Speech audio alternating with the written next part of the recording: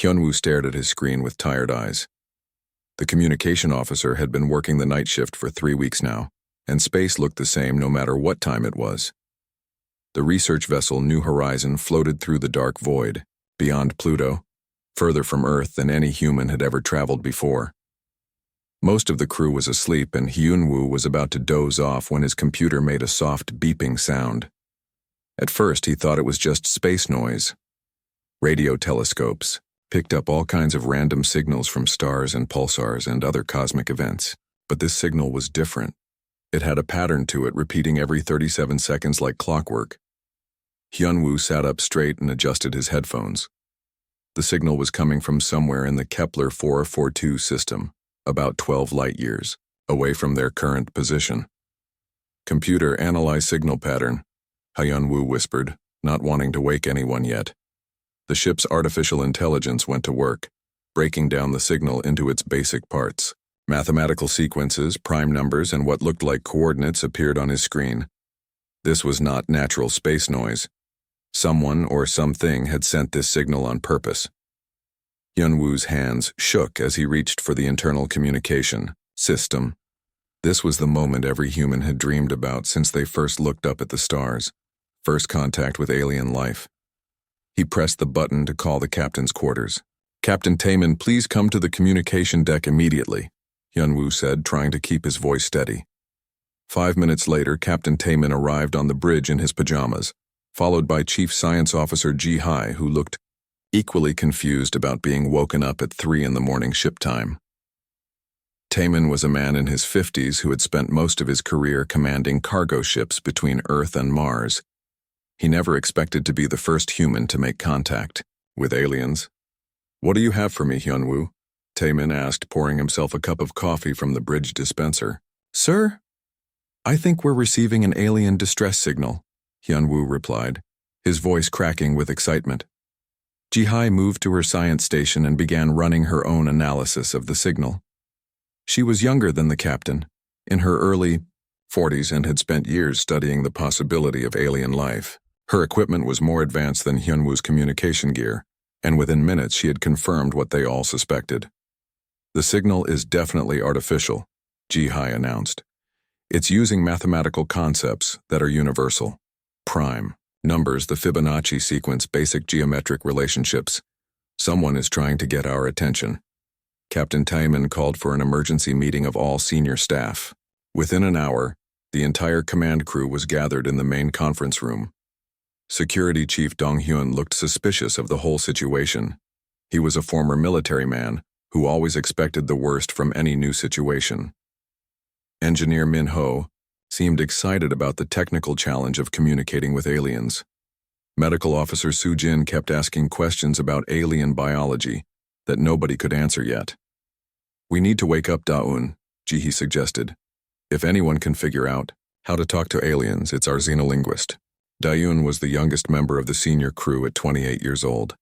She had spent her entire career preparing for this moment, studying every possible way that alien languages might work. When they woke her up and explained the situation, she was more excited than scared. "Show me everything you have," Da-eun said, practically bouncing in her chair as she reviewed the signal data. For the next 6 hours, Da-eun worked with the ship's computer to decode the alien message. The process was slow and difficult. The aliens used concepts that humans understood, but they put them together in ways that were completely foreign. It was like trying to solve a puzzle when you weren't sure what the final picture was supposed to look like. Finally, Da-eun made a breakthrough. The signal wasn't just random mathematical patterns, it was actually a primitive translation program. The aliens were sending basic concepts in mathematics and science, then showing how those concepts related to their own language. They were teaching humans how to understand them. "They're asking for help," Da-eun announced to the assembled crew. "The signal is a distress call. They're saying their ship is damaged and they need assistance. They're even sending us coordinates to their location." The coordinates pointed to a star system about 2 days away at maximum speed. Captain Taemin stared at the star charts, trying to make sense of what he was seeing. His mission orders from Earth were clear: explore the outer system, collect scientific data, and return home. Nobody had given him instructions about what to do if they found aliens. "What do we know about their technology?" Dong-hyun asked. "Are they more advanced than us? Could this be some kind of trap?" "I don't think so," Da-un replied. "Their signal is pretty basic. If they had advanced technology, they probably wouldn't need our help, and they're being very careful to communicate in a way that seems friendly." Ji-hai had been running calculations on her computer. "Based on the signal strength and the way it's degrading, I think their ship has been broadcasting this distress call for several weeks. Whatever happened to them, they're probably getting desperate." Captain Taemin walked to the main viewing screen and stared out at the stars. Somewhere out there, alien beings were waiting for help that might never come. Earth was 47 light-years away, and it would take nearly 100 years for any message to reach home and for a rescue mission to arrive. The New Horizon was the only human ship in this part of space. "Sir, what are your orders?" Hyunwoo asked quietly.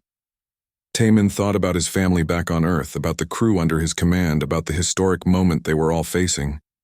First contact with alien life was supposed to happen on Earth, with teams of experts and diplomats and scientists.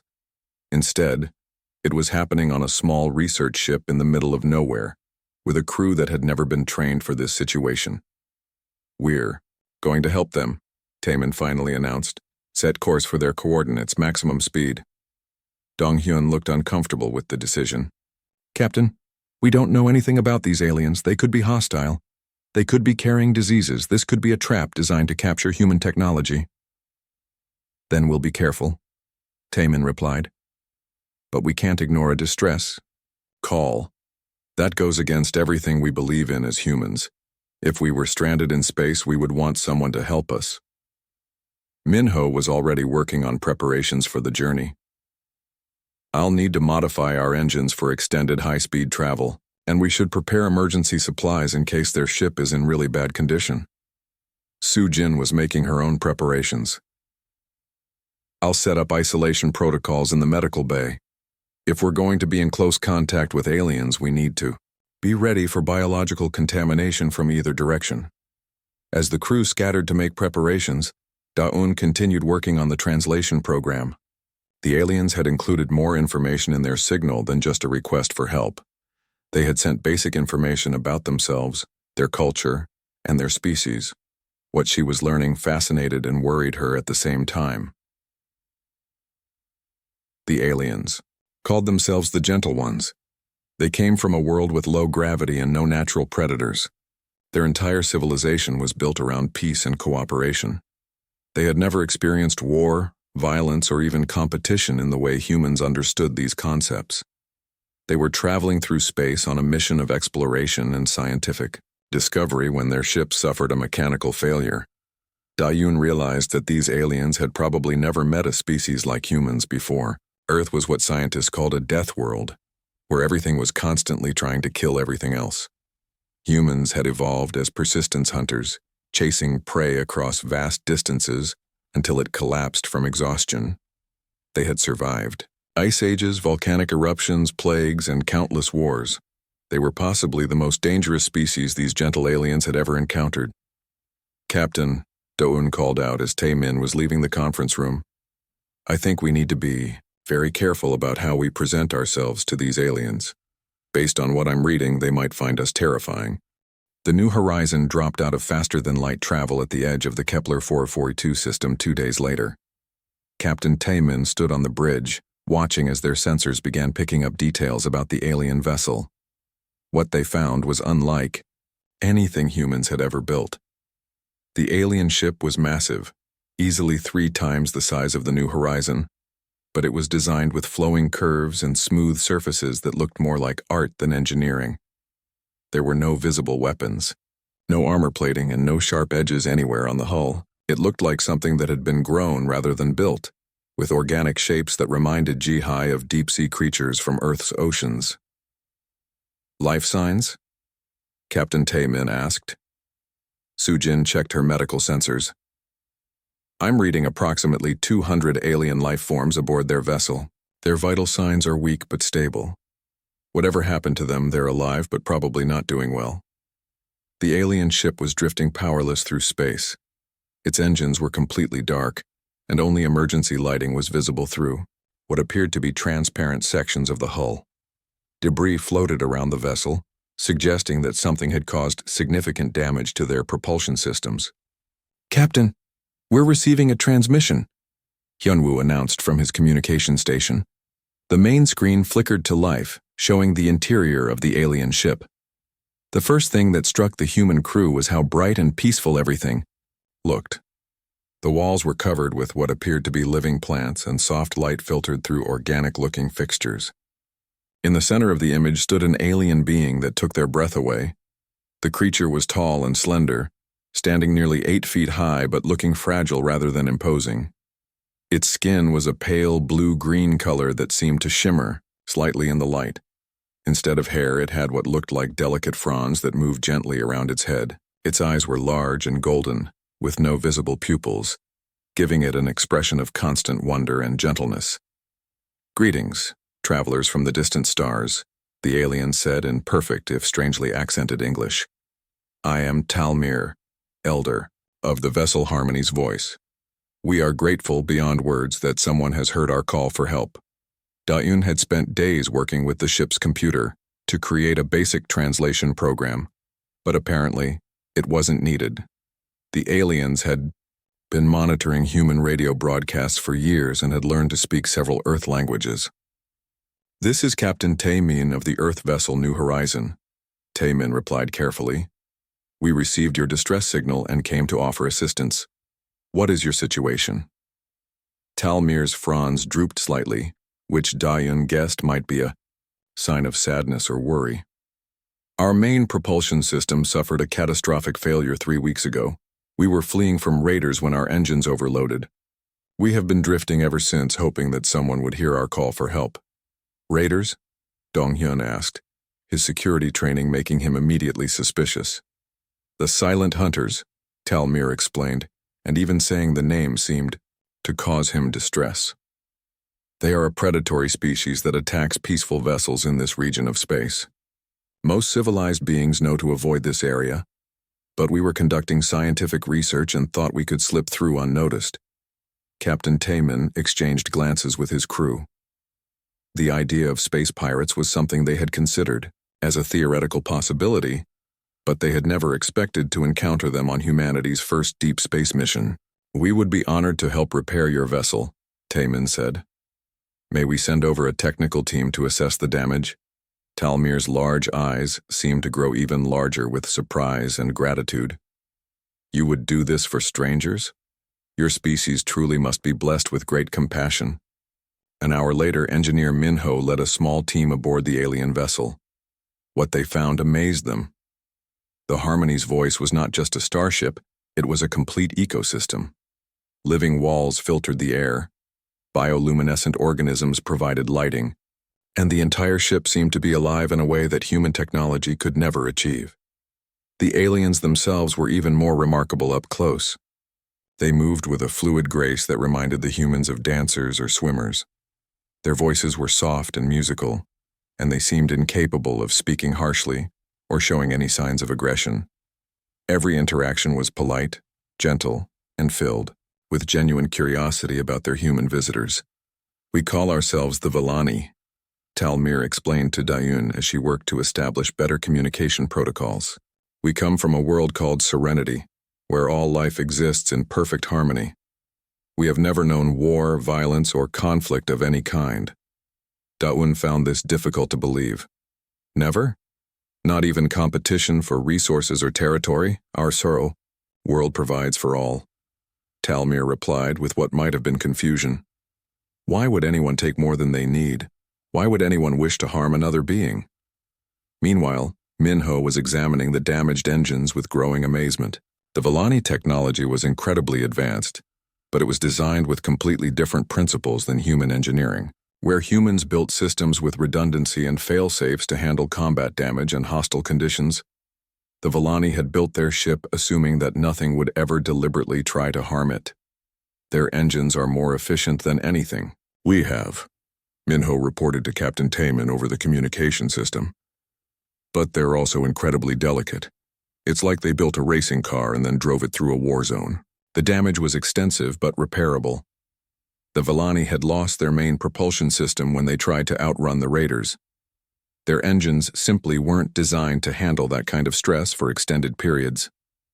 Minho estimated it would take at least a week to fabricate replacement parts and install them properly. During that time, the two crews worked together and learned about each other's cultures. The humans were fascinated by the Villani's peaceful society, but they were also disturbed by how completely unprepared the aliens were for any kind of conflict or danger.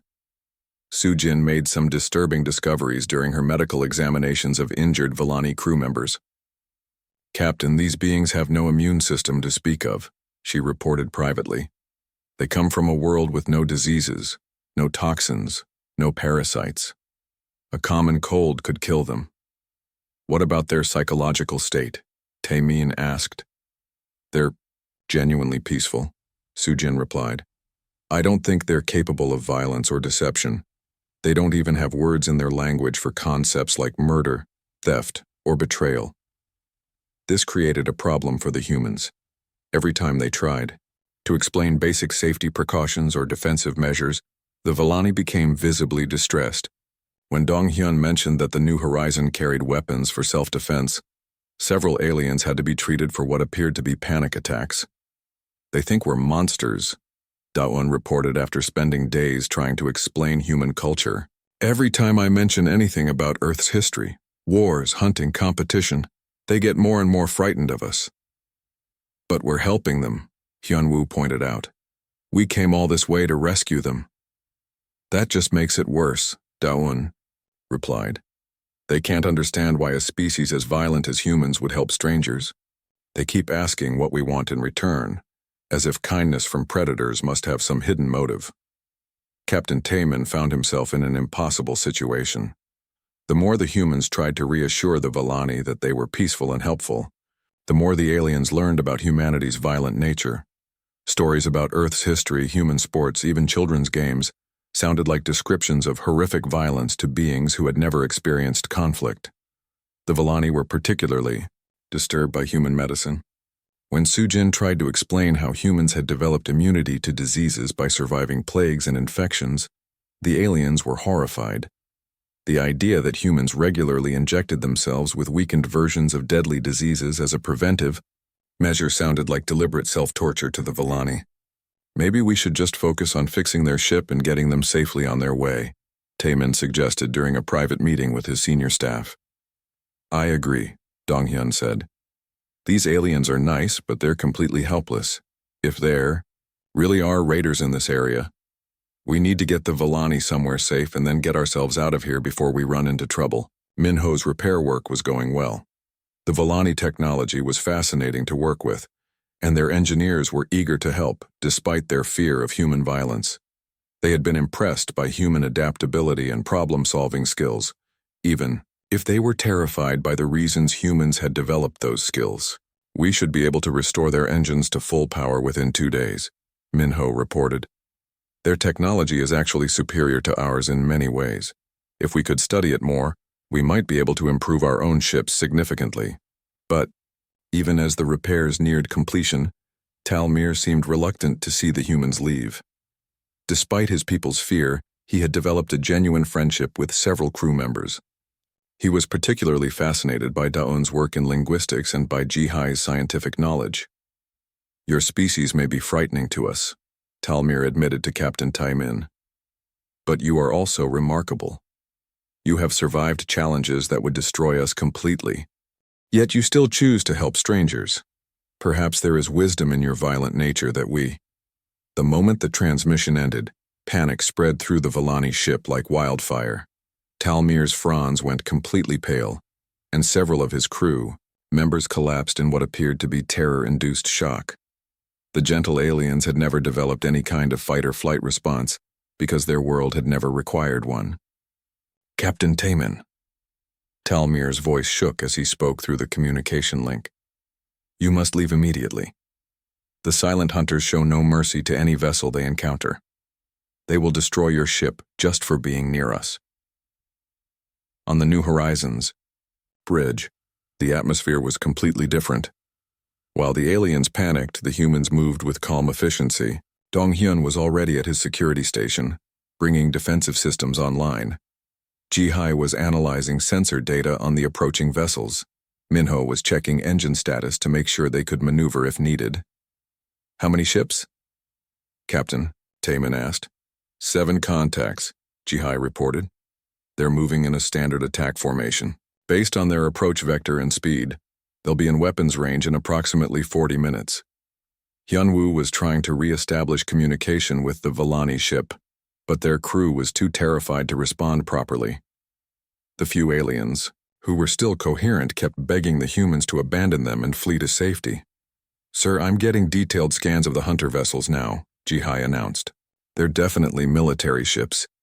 Heavy armor, multiple weapon systems, and they're built for combat. Each one is about the same size as our ship." Dong Hyun studied the tactical display. 7 against 1 aren't good odds. But we have advantages they don't know about. Our weapons and shields are designed for military combat. These raiders probably spend most of their time attacking defenseless ships. "What about the Vellani?" Sujin asked. "We can't just abandon them." Captain Taemin stared at the tactical display, weighing his options. The smart thing to do would be to leave immediately. The New Horizon was faster than the approaching raiders, and they could probably escape without much difficulty. But that would mean leaving 200 innocent aliens to be captured, killed, or worse. "Talmir," Taemin called over the communication. "System, can your ship move under its own power?" "Our engines are functional but not at full capacity," Talmir replied weakly. "We cannot outrun the hunters. Please, Captain Taemin, save yourselves. There is no reason for your crew to die with us." "Nobody's dying today," Taemin said firmly. "Dong-hyun, what are our tactical options?" The security chief brought up a holographic display showing both ships and the approaching raider fleet. "If we position ourselves between the hunters and the Vellani ship, we can use our superior firepower to hold them off while the aliens escape. The problem is that we'll be outnumbered 7-1. "What if we don't fight fair?" Minho suggested from his engineering station. "These raiders are used to attacking helpless prey. They probably don't expect any real resistance." Da-un had been quietly listening to intercepted communications between the raider ships. "Captain, I'm picking up their battle chatter. They call themselves the Korthak, and they're already dividing up the spoils from both ships. They assume we'll surrender without a fight." 20 minutes later, the lead Korthak vessel came into visual range. It was an ugly, brutal-looking ship, covered in armor plating and weapons. Everything about its design screamed violence and aggression. Where the Vellani ship looked like a work of art, the Korthak vessel looked like a weapon that had been built for the sole purpose of destroying things. "Attention, small vessel," came a harsh voice over the communication system. "I am War Leader Thex of the Korthak hunting pack. Your pathetic ship is no match for my fleet. Surrender now and we will make your deaths quick." Captain Taemin opened a return channel. "This is Captain Taemin of the Earth vessel New Horizon. You are threatening a ship under our protection. Withdraw from this system immediately or face the consequences." The response was immediate laughter. "Earth? Never heard of it. Must be another weak prey species. Your little ship will burn with the others." "Sir, they're targeting us," Dong-hyun reported. "All 7 ships are moving to surround our position." "Time to show them what humans are capable of," Taemin said quietly. "Dong-hyun, prepare to fire. Warning shots. Let's see if we can make them reconsider without escalating to full combat." What happened next would be talked about in alien civilizations for generations. The New Horizon's main guns, which humans considered standard defensive weapons, fired what the crew thought were mild warning shots designed to disable the lead raider's weapon systems. The kinetic projectiles struck the Korthak ship's forward section and completely obliterated it. What the humans had intended as a warning shot had punched through the alien ship's armor like it was paper, destroyed half of their weapons, and left the vessel barely able to maintain life support. On the Korthak command ship, War Leader Thex stared at his damage reports in complete shock. His ship had been built to withstand the most powerful weapons known to his species, and these unknown aliens had crippled it with what appeared to be a casual demonstration of firepower. "Impossible," Thex growled. "No prey species possesses weapons of such power. What are these creatures? The other Korthak ships had witnessed the attack and their crews were equally stunned. In hundreds of raids, they had never encountered resistance like this. Most of their victims surrendered immediately or died quickly under sustained fire.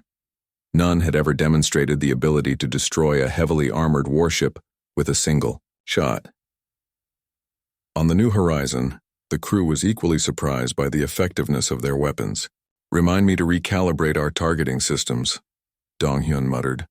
"I was aiming for their weapon mounts, not their entire forward section." "Their armor is weaker than we expected," Ji-hee observed. "Our kinetic weapons are designed to penetrate Earth military-grade protection. These aliens must not have developed comparable defensive technology." Captain Taemin opened the communication channel again. "War Leader Thex, this is your final warning. Leave this system now, or we will consider you a hostile threat and respond accordingly." Instead of retreating, the Korthak fleet responded with overwhelming force. All 6 remaining ships opened fire simultaneously, unleashing everything they had at the small human vessel.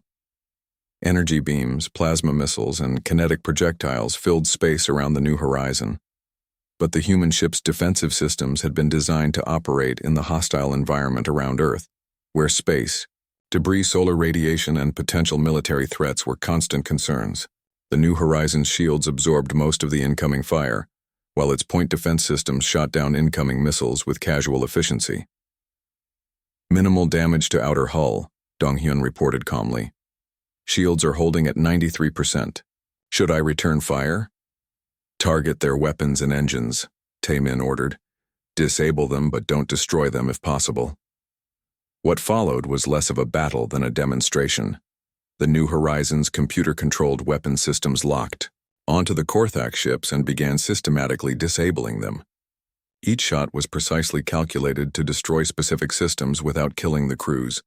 But to the aliens it looked like devastating overkill. The Korthak had never faced an opponent with such accurate, powerful weapons. Their ships were being torn apart by an enemy that seemed to anticipate their every move. Within 10 minutes, 3 more raider vessels were disabled and drifting helplessly. War Leader Thex finally understood that his pack had encountered something far beyond their ability to handle. These were not prey animals to be hunted and consumed. These were apex predators that made the Korthak look like scavengers. "All ships retreat," Thex broadcast to his remaining vessels. "Full power to engines. We cannot defeat these Deathworld monsters." The surviving Korthak ships fled at maximum speed, leaving their disabled companions behind. As they escaped, they transmitted warnings to other raider packs throughout the region. A new species had appeared in this sector of space, one that possessed weapons and defensive systems far beyond anything previously encountered. On the Villani ship, the crew watched in stunned silence as the humans had casually defeated a fleet that had terrorized this region for years. Talmir's large golden eyes were wider than ever as he tried to process what he had witnessed. "Captain Taemin," Talmir said slowly, "your species just destroyed the most feared predators in this part of the galaxy. How is this possible?" "We didn't destroy them," Taemin replied. "We disabled their ships and let them escape. We only use lethal force when absolutely necessary." This response terrified the Villani even more than the battle had. The humans had defeated the silent hunters without even trying to kill them. They had casually demonstrated military superiority that made the most feared raiders in the sector flee in panic, and they considered it a restrained response. "What kind of world did you come from?" Talmir whispered. Dayun tried to explain, but every detail she shared made things worse. Humans evolved on a planet where massive predators, natural disasters, diseases, and constant environmental threats had shaped their development for millions of years. They had survived ice ages, asteroid impacts, supervolcanic eruptions, and global pandemics. They had fought wars with we. 3 days after the encounter with the Korthak raiders, the New Horizon was still escorting the Villani ship toward safer territory when long-range sensors detected multiple contacts approaching at high speed. This time, there were not 7 ships but 23, and they were moving with the coordination of a full military fleet. "Captain, we're receiving a transmission from the lead vessel," Hyun-woo announced with concern in his voice. The face that appeared on the main screen was reptilian and covered in scarred scales. This was clearly a senior Korthak commander, far more dangerous looking than war leader Thex had been. When he spoke, his voice was filled with cold fury. "I am Fleet Commander Vorthak of the Crimson Talon Battle Group," the alien hissed. "You have humiliated our warriors and destroyed our property. No prey species has ever dared to attack the Korthak Empire and survived. Today, your pathetic ship will burn, and your crew will feed our younglings." Captain Taemin looked at his tactical display. 23 ships versus 1 was not good odds under any circumstances, but Dong Hyun seemed surprisingly calm about the situation. "Sir, these are not just raiders," Dong Hyun reported. "These are full military vessels with heavier armor and weapons. They've brought everything they have to make sure we don't escape this time." On the Villani ship, complete panic had set in again. Talmir was broadcasting desperate pleas for the humans to abandon them and flee. The gentle aliens could not understand why these violent strangers would risk their own lives to protect people they had known for less than a week. "Captain Taemin, you must leave us," Talmir begged over the communication system. "A full Korthak battle fleet has never been defeated by anyone. They will destroy us all if you stay." "Not happening," Taemin replied firmly. "We don't abandon people who need help. Dong Hyun, what's our status?" "All weapon systems online," the security chief reported. "Shields at maximum. Engineering reports we're ready for extended combat operations." Minho's voice came over the internal communication system from the engine room. "Captain, I've been modifying our defensive systems based on what we learned from the last engagement. These Korthak ships might have heavier weapons, but I don't think their targeting systems are any better than the raiders we fought before." The Korthak fleet spread out in a complex attack formation that would have overwhelmed any normal opponent. They had learned from the previous encounter and were not taking any chances with these dangerous unknowns. Every ship was broadcasting jamming signals, firing chaff to confuse targeting systems, and coordinating their attacks to strike from multiple angles simultaneously. What they did not understand was that human military doctrine had been developed through centuries of warfare against other humans, who were just as intelligent, adaptive, and ruthless as themselves. The New Horizons combat systems had been designed to handle opponents who could think, plan, and adapt their tactics in real time. "They're trying to surround us," Ji-Hai observed from her science station. "Standard pack hunting tactics. They'll attempt to overwhelm our defenses with coordinated strikes from multiple vectors. Then let's not be where they expect us to be," Captain Taemin said. "Minho, give me maximum maneuverability. Dong Hyun, prepare to engage multiple targets simultaneously." The battle began with the Korthak fleet launching a massive coordinated assault. Hundreds of missiles and energy beams converged on the position, where the New Horizon had been moments before, but the human ship was no longer there. Its engines, designed to handle the extreme acceleration needed for emergency maneuvers around Earth's gravity well, had moved it to a completely different position in the time it took the alien weapons to reach their target. From their new position, the New Horizon opened fire on the Korthak fleet. This time, Dong Hyun was not trying to disable enemy ships or minimize casualties. The Korthak had made it clear that they intended to kill everyone aboard both vessels, so the humans responded with what they considered appropriate force. The results were devastating. Human weapons technology, developed through arms races against other humans, was designed to destroy targets that were actively trying to avoid being hit. The Korthak ships, for all their size and armor, had been built to fight opponents who used similar technology and tactics to their own. The first salvo from the New Horizon destroyed 4 Korthak ships outright and severely damaged 6 more. The aliens had never encountered weapons that could track and adjust their targeting in real time, or that could punch through their heaviest armor with such ease. "Impossible," Fleet Commander Vorthak snarled as he watched his ships being torn apart. What kind of monsters are these creatures? But the Korthak were not cowards, and they were not stupid. As more of their ships were destroyed, they began to adapt their tactics. They started using their damaged vessels as shields, coordinating their fire to overwhelm the human ship's defenses, and attempting ramming attacks when their weapons proved ineffective. This forced the New Horizon to escalate its response even further. Donghyun activated weapon systems that had been designed for use against heavily fortified positions, and Minho pushed the engines beyond their normal operating limits to maintain tactical advantage. What the humans considered a measured escalation looked like genocidal overkill to every alien observer. The New Horizon was moving through space at velocities that should have torn any ship apart, firing weapons with accuracy and destructive power that defied belief, and doing all of this while protecting a civilian vessel full of refugees. On the Volani ship, the crew watched in horror as their gentle rescuers systematically annihilated an entire fleet of the galaxy's most feared predators. Every shot was precisely aimed, every maneuver perfectly calculated, and every tactical decision seemed to anticipate the enemy's response before they could make it. "They're not just warriors," Talmir whispered to his crew. "They're the perfect predators.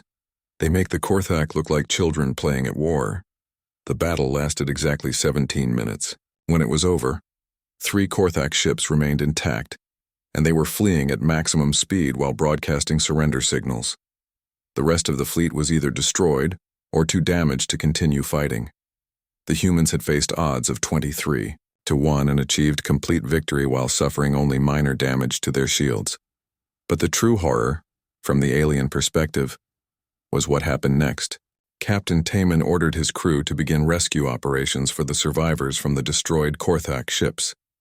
The humans, who had just demonstrated military superiority that bordered on the supernatural, were now risking their own safety to save the lives of enemies who had tried to kill them. "Captain, why are we helping them?" one of the rescued Korthak warriors asked through the translation system, his voice filled with confusion and terror. "Because that's what decent people do," Taman replied. "You're no longer a threat, so you're no longer an enemy. You're just someone who needs help." This act of mercy terrified the surviving Korthak more than the battle had. In their culture, showing weakness to defeated enemies was unthinkable, and sparing the lives of those who had tried to kill you was completely incomprehensible. These humans were not just superior warriors. They were operating according to moral principles that the Korthak could not understand. News of the second battle spread through the galaxy's communication networks even faster than the first encounter had. The humans had not just defeated another Korthak force, they had annihilated an entire battle fleet while protecting civilian refugees. Military analysts from dozens of species studied the engagement recordings and came to the same terrifying conclusion. Humanity possessed military technology that was centuries ahead of anything else in the galaxy. But it was not just their technology that frightened other species. It was their tactical thinking, their adaptability, and their apparent ability to escalate their response to match any threat. The humans had defeated the first raider attack with what they called warning shots, then destroyed an entire battle fleet while describing their actions as defensive measures. What would happen if these Deathworld predators ever decided to go on the offensive? The rescued Korthak survivors were transported to the nearest neutral station, where they immediately began spreading stories about the terrifying new species they had encountered. According to their reports, the humans fought with the coordination of a hive mind, the ruthlessness of apex predators, and the moral flexibility to switch from genocidal violence to merciful rescue operations in the span of minutes. "They are the most dangerous species in the galaxy," one survivor reported to the Korthak High Command. "They do not fight for territory, resources, or dominance. They fight because they believe it is the right thing to do, and that makes them unstoppable." Meanwhile, on the New Horizon, the crew was dealing with their own concerns. Diane had been monitoring alien communication networks and was disturbed by what she was hearing. "Captain, we have a problem," she reported during a private meeting with the senior staff. "The galaxy thinks we're some kind of super predator species that could conquer anyone we wanted to. Every species with military capabilities is either trying to figure out how to defend against us or how to hire us as mercenaries." "What about peaceful species like the Volani?" Sujin asked. 2 weeks after the second battle with the Korthak fleet, the New Horizon was approaching the edge of what the Volani called civilized space when they received their first official contact from an alien government. The transmission came from the Altarian Republic, a coalition of 12 peaceful species that controlled a significant portion of this region of the galaxy. "Greetings, representatives of the Terran species," came a formal, carefully translated message. "We are the Diplomatic Council of the Altarian Republic. We request an immediate meeting to discuss your recent military actions in our territory. Captain." Taemin exchanged worried glances with his senior staff. This was exactly what they had been afraid of. Their rescue mission had turned into a diplomatic incident that could affect all of humanity's future relationships with alien civilizations. "They want to meet at Kepler Station," Hyunwoo reported. "It's a neutral trading post about 6 hours from our current position." "Sir, this could be a trap," Donghyun warned. "We've made a lot of enemies in the past few weeks. What if they're planning to attack us with a combined fleet?" Tae-yoon had been monitoring alien communication channels and was getting increasingly worried about what she was hearing. "Captain, the entire galaxy is talking about us. Some species want to hire us as mercenaries. Others are trying to build defenses against us, and a few are apparently planning to attack Earth before we can become a bigger threat." "Attack Earth?" Jihai asked with alarm. "Based on what? We helped some refugees and defended ourselves when attacked." "That's not how they see it," Da-un explained. "From their perspective, we appeared out of nowhere, destroyed 2 separate Korthak fleets without taking significant damage, and did it all while protecting civilians. They think we're conducting some kind of military reconnaissance before launching a full-scale invasion." The meeting at Kepler Station was unlike anything the humans had expected. The neutral trading post was enormous, easily the size of a small city, with docking bays for hundreds of different ship designs. As the new horizon approached, they could see vessels from dozens of different species, representing trade networks that spanned thousands of light years. What struck the humans immediately was how peaceful everything looked. The alien ships had no visible weapons, minimal armor, and designs that prioritized efficiency and aesthetics over military capability. It was like entering a galaxy where war had never been invented. "No wonder they're afraid of us," Minho observed, quietly. "Our ship probably looks like a flying weapon to them." The diplomatic meeting took place in a conference room designed to accommodate multiple species with different environmental needs. The human delegation, led by Captain Taemin and Da-un, found themselves facing representatives from 12 different civilizations, all of whom looked distinctly nervous about being in the same room with the galaxy's newest apex predators. The lead diplomat was a tall, graceful being with blue-gray skin and large, intelligent eyes.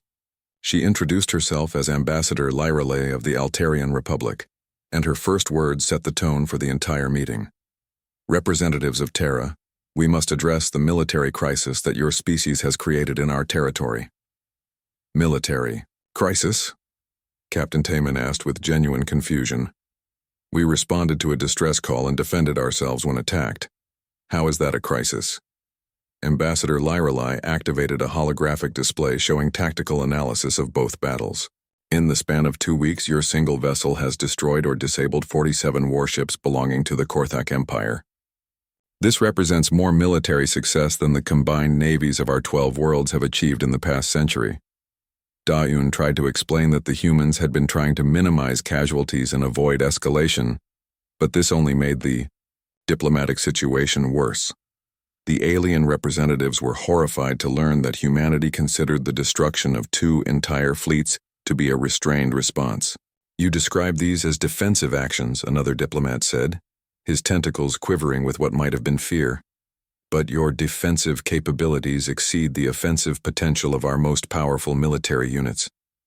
The humans began to understand the scope of the problem they had created. In a galaxy full of peaceful species that had evolved on worlds without significant predators or environmental threats, humanity's casual military superiority was not just impressive, it was terrifying. "What do you want from us?" Ambassador Lyrale asked bluntly. "Are you planning to establish a military empire in this region? Do you require tribute from our worlds? Are you scouting for a full-scale invasion?" "We don't want anything, Captain," Taemin replied honestly. "We were exploring beyond our home system when we received the Villani distress call. We helped them because it was the right thing to do." This response created even more confusion among the alien diplomats. Several of them began speaking rapidly in their own languages, apparently trying to figure out what kind of trap the humans were setting. You possess military capabilities that could conquer our entire region, Ambassador Lyreley said slowly, but you claim to want nothing from us. This is unprecedented. Meanwhile, the broader galactic community was dealing with the implications of humanity's appearance in their own ways. The Korthak Empire had issued a galaxy-wide warning, declaring the Sol system to be forbidden territory and advising all species to avoid contact with humans at all costs. Several other aggressive species had quietly moved their fleets away from any areas where human ships might appear. But the reaction from peaceful species was even more dramatic. Cargo ships were refusing to travel through any region where humans had been spotted. Entire trade routes were being abandoned because merchants were afraid of accidentally encountering the terrifying new Deathworld species.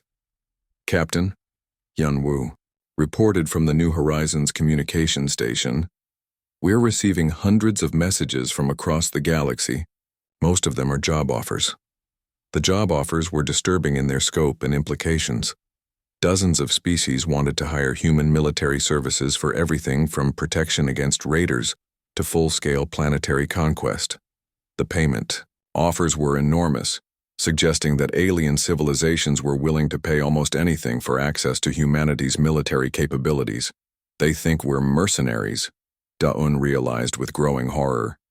"They assume that any species with our level of military power must be willing to sell those services to the highest bidder." Even more disturbing were the defensive preparations that peaceful species were making. Several worlds had begun constructing massive orbital defense platforms designed specifically to counter human-style tactics. Others were discussing evacuation, plans in case humanity decided to expand beyond their current territory. The Villani, despite their gratitude for being rescued, had politely declined all offers of future cooperation with humanity. Talmir had explained that while his people were grateful, being associated with the galaxy's most feared military power would make them targets for every aggressive species that wanted to prove they could fight humans. "We understand that you mean well," Talmir had said sadly, "but your very presence brings danger to those around you. Other species see you as either potential allies or necessary enemies, and we are too fragile to survive that kind of attention." Back on Kepler Station, the diplomatic meeting was reaching a frustrating conclusion. The alien representatives wanted assurances that humanity would not use their military superiority to threaten peaceful worlds, but they also wanted access to human technology and protection services. It was an impossible contradiction that reflected their fear and fascination with these powerful new neighbors. "We propose a containment agreement," Ambassador Lyreley finally suggested. "Your species remains within designated boundaries in exchange for non-interference from our military forces." Captain Taman was offended by the suggestion that humanity needed to be contained like some kind of dangerous animal, but he was also beginning to understand that the galaxy was not ready for contact with a species like humans. "We'll take your proposal back to Earth for consideration," he replied diplomatically, "but I want to make one thing clear. We never wanted to be seen as a threat. We were trying to help." The return journey to Earth took several weeks, during which the crew of the New Horizon had plenty of time to think about the consequences of their actions. They had set out to explore the galaxy and make peaceful contact with alien life, but instead they had accidentally established humanity as the most feared military power in their region of space. Hyunwoo continued to monitor alien communication networks throughout the journey home. The news was not encouraging. Several species were apparently forming defensive alliances specifically to counter the potential human threat. Others were discussing preemptive strikes against the Sol system before humanity could build a larger fleet. Most disturbing of all were the species that wanted to worship humans as godlike beings of war and destruction. Entire cults were apparently forming around the belief that the Terrans were divine warriors sent to bring order to the galaxy through superior violence. "Captain," Daun reported during their final staff meeting before reaching Earth, "I've been thinking about our cultural exchange with the Villani and our battles with the Korthak. I think I understand what went wrong."